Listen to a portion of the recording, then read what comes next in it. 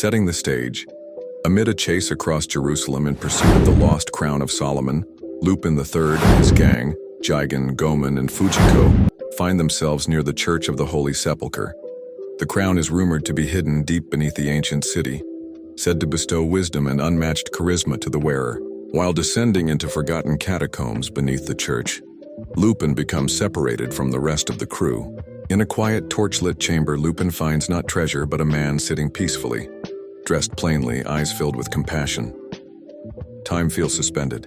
The man speaks. "Lupin, why do you chase what rusts, what thieves also seek? I know you."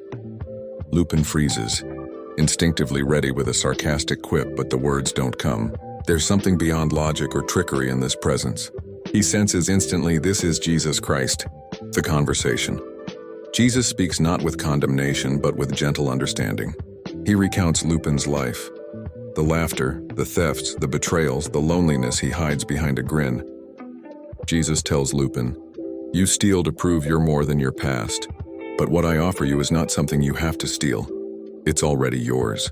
A new heart, a new name, forgiveness freely given." Lupin, shaken, asks, half mocking, half genuine, "So what, I stop being a thief and become a monk?" Jesus smiles. "Not a monk, just free." Lupin's eyes water slightly. "Even after everything I've done," Jesus replies, "especially after everything you've done." Impact on the story and characters. 1. Lupin's changed. Lupin emerges changed. He still cracks jokes, still chases Fujiko. Some things never fully fade, but a quiet transformation begins. He becomes more self-reflective, stealing not for greed or thrill, but often to expose corruption, return what was stolen from others, or challenge unjust systems. He turns from being a thief for himself to a thief for justice, a sort of modern Robin Hood. He even begins returning priceless artifacts anonymously. Museums are baffled. Zenigata's struggled detective. Zenigata is the most deeply affected. Seeing Lupin shift unnerves him. At first, he thinks it's a trick.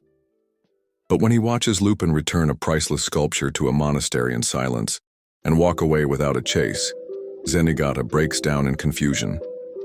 He mutters, "If Lupin's not the bad guy anymore, then who am I?" Over time, Zenigata's relentless pursuit evolves into something more introspective. He begins wrestling with justice, grace, and his own purpose. He visits a church on a quiet day, alone.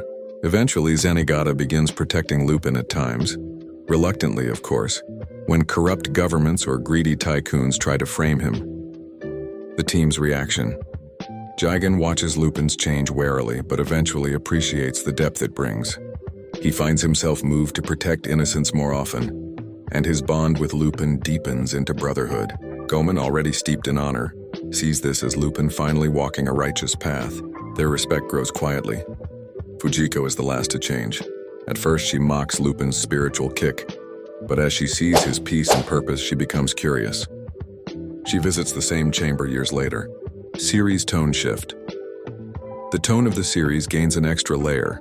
It remains full of stylish heists, clever escapes, and wild action, but now infused with a subtle moral journey. Episodes begin to explore themes of redemption, mercy, and identity without losing the classic Lupin charm. In one special finale, Lupin leaves behind a note after his last major theft. "To the world's greatest treasures, your hope is not hidden in vaults, but in a tomb that's empty."